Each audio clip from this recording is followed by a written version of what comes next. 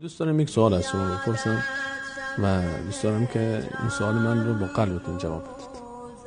اگر امیدوارم، نمیگم اگر، انشاءالله همین ما روز قیامت رسول الله صلی الله علیه و سلم رو ملاقات کنیم. در اولین ملاقات دوست دارید بهشون چه بگید؟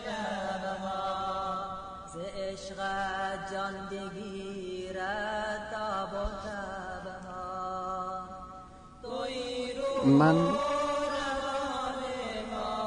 فکر میکنم که اگر در دنیا پیامبر اکرم صلی الله علیه وسلم رو ببینم،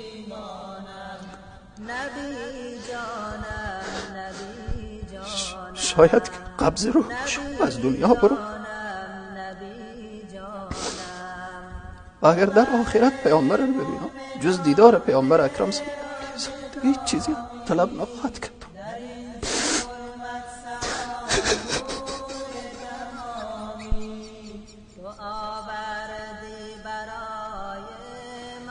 میدونم سوال من سوال سنگینی بود، سوالی است که حقیقتا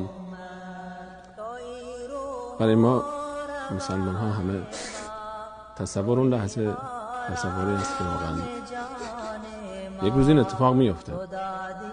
این سوال به خاطر این پرسیدم که اون روز پیش میاد و اون روز میرسه. امیدوارم که اون روزی که میرسه ما در زنده کسانی باشیم که حداقل به همراهش بریم در بهشت. آخرین دیدارمون نباشه، اولین دیدارمون. در اولین باش بریم آخرش نباشه. جان بشه. جناب استاد سلیمانی صاحب، یکی از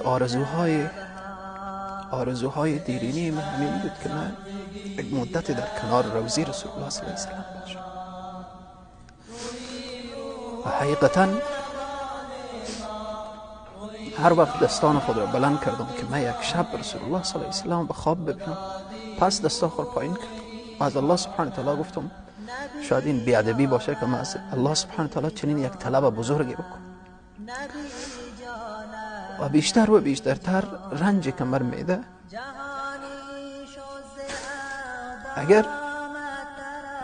اگر در دنیا برای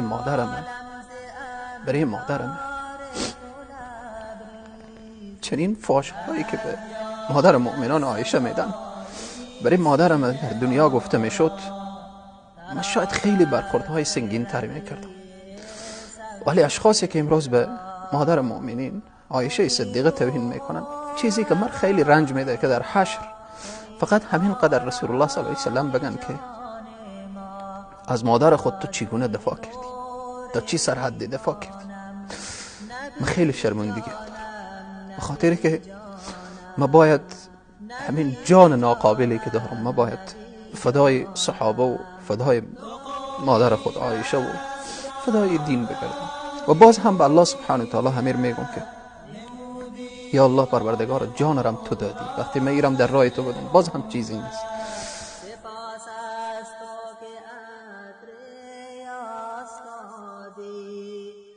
دوستداران حق و حقیقت می توانند این شبکه را از راه‌های مختلف ذیل تماشا نمایند.